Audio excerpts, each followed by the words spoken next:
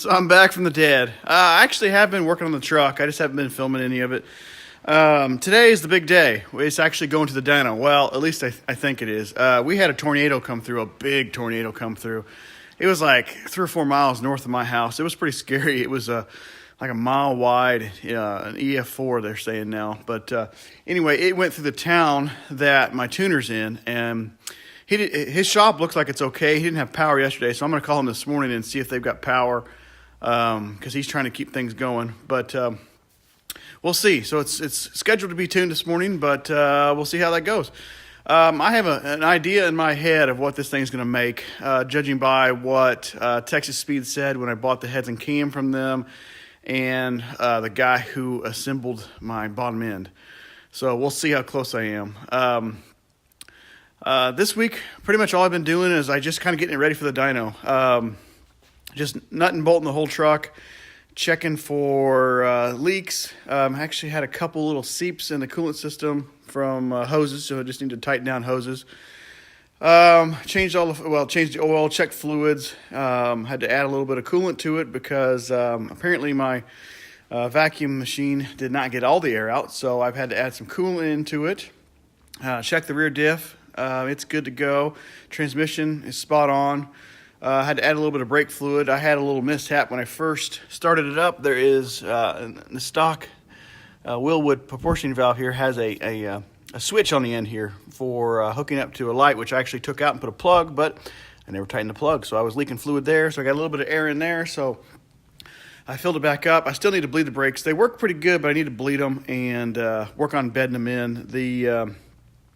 I've done most of the process for bedding them in. I haven't driven the truck much, just kind of lightly around the shop here, just trying to get everything dialed in and make sure everything's good to go for the dyno. So it probably has about 20 miles on it right now. My tuner said just bring it in, let it rip. So I changed the oil in it. Looked good. Had a couple little flakes in it, which is to be expected with a new motor from all the machining and everything. So everything's good. Got the cover on here. I don't know. Actually, I know that this wasn't in any of the videos. I ended up finding this thing for an amazing deal. I actually bought it new from a Chevy dealership in South Carolina or North Carolina. I'll have to go back and look. But bolted right on. Kind of cleaned it up a little bit. I really wasn't going to do a cover, but I kind of liked, I don't like how it says Max real big, but I like how it's red and it matches the truck. So, yeah, we'll see. I may end up painting it black. I don't know. We'll see. But it's on there, kind of covers everything up, tidies it up, makes it look pretty. Fenders are still not, I have not done them. They're actually sitting in the back of the shop back here. I need to do body work on this one over here where it had some holes in it and paint them both. But other than that, everything's looking good. I did get it over to the alignment shop, and they got just a quick and dirty alignment in it to get the toe set, and I need to go back in. It's going to take like 3 hours, they said, to get everything dialed back in, get the camber in, get everything dialed in to where it needs to be. I'm going to try to get as much caster as possible into this thing, just because it drives better with caster. So, yeah, so they just got the toe set so I don't chew up tires. But anyway, that's it. So hopefully I'll pick back up here in a little bit at the dyno, and we'll see what she does. Okay, dyno day. We are at the dyno. We've had a couple hits here. It's running pretty good so far. A little lean, trying to sneak up on it. The computer is not cooperating. It's running about 12% lean or so, and he's trying to put 12% fuel in it, and it went crazy rich. So trial and error. So on for another pull here in just a minute. All right, here we go.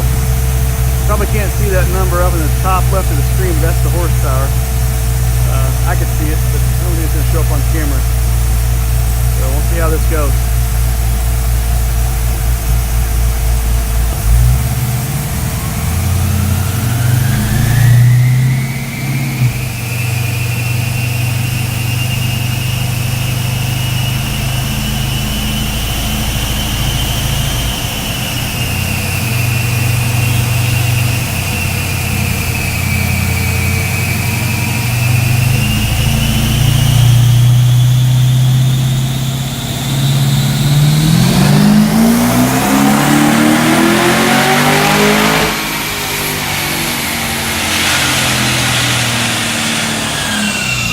come back over here where you can hear me.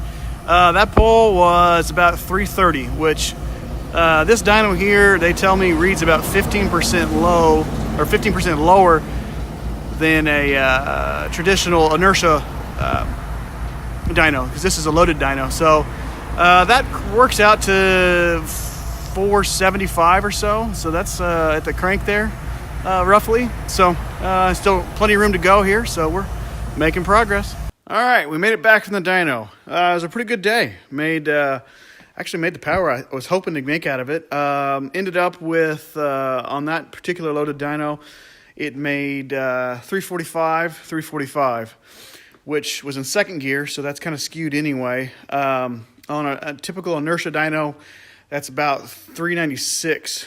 So, again, in second gear, so it'll be a little bit higher. So we ended up with, I was shooting for 500, so we're kind of in that range, that 475 to 500 range, which is perfect. This thing moves. So we did run into one problem. We're having problems with the mass air sensor. It would just, every once in a while, just go flaky, and it would command a bunch of fuel, bog down, and then boom, 4 seconds later, it was fine. So I don't have the fenders in, and we think that it's causing, well, I shouldn't say we, my tuner thinks that we're getting turbulence inside the filter here, and it's ramming air in there, and it doesn't know what's going on, because it's seeing more air than it's supposed to, so it kind of momentarily glitches. So I'm actually taking it and getting the alignment done tomorrow so that I can put the fenders back in, and then I'm going to take it back next week, and we can see if we can't tune around that. He also mentioned that my intake could be causing some of the problem the way it's set up. So I did 4-inch on there because dumb me, I was thinking the flange on the throttle body is 4 inches, but the blade is only like 3.5. So I could have done 3.5, and it probably would have been fine. Probably better off, actually, tuning wise. But he said it was no problem tuning around that, but just kind of food for thought there. But everything did good. All the fluids were great. Nothing leaked.